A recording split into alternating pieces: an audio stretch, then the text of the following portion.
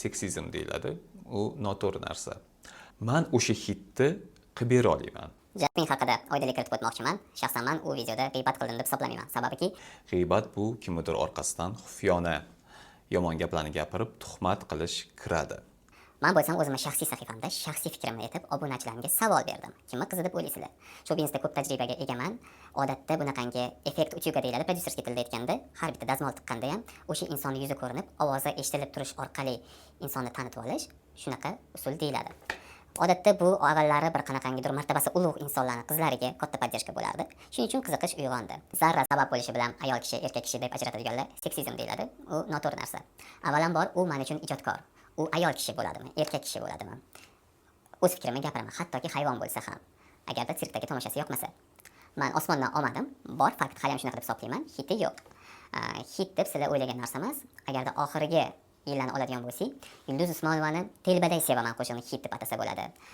Yoki bo'lmasam yoshlardan Mashhurbekka hay do'stim deb aytgan qo'shig'i nomini bilmayman. Menga yoqmaydi o'zi qo'shiq. Yoqmasligining sababi men umuman boshqa yo'nalishdagi qo'shiqlarni eshitaman. Lekin tan olaman hit. Hit deb bu restoranga borsangiz ham, taksiga chiqsangiz ham, ko'chada o'tayotganingizda ham, barcha rizqlarda ham, insonlarning telefonida ham, hamma joyda eshitilayotgan shular hit deyiladi.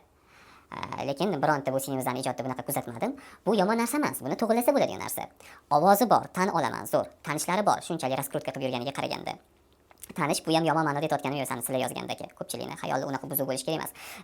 Tanishi inson halol yo'li bilan yurib ham orttirishi mumkin. Orttirish shart ham. Полезное знакомство bu bizning hayotimizdagi eng kerakli narsalardan bittasi. Xo'p, hamma narsasi bor. Endi bunga hit qo'shilsa, bu bomba bo'lib ketadi. Yana ham zo'r, polni komplekt bo'ladi o'shanda. Agarda hitdan tanqisli bo'lib, qanaqadir tanlolmayotgan bo'lsa, men o'sha hitni qilib bera olaman. Ilhomim kelsa o'zim yozaman, ilhomim kelmasa, o'sha kerakli insonlarga murojaat qilib, hit tayyorlatib bera olaman. Faqatgina uning uchun men aytgan bastakorga yoki shoirga murojaat qilib, men aytgan odamga klip oldirish kerak, meni ssenariyim bo'yicha.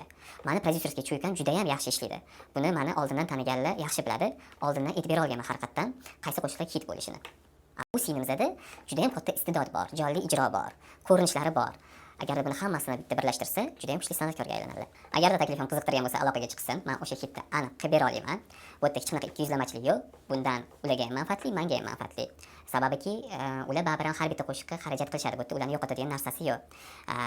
Men balkim o'sha avvalgi olovim san'atga qaytib kelar shu orqali. Men o'zim ham kutmaganim, to'g'risi bu video bunaqa prosmotr bo'lib, rekka chiqib ketishini.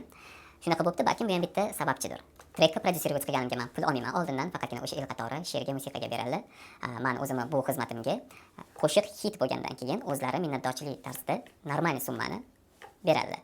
Bu men 2000 emas, undan kattaroq summa bo'lishi tabiiy deb o'ylayman. Juda ham chiroyli story telling bo'ladi.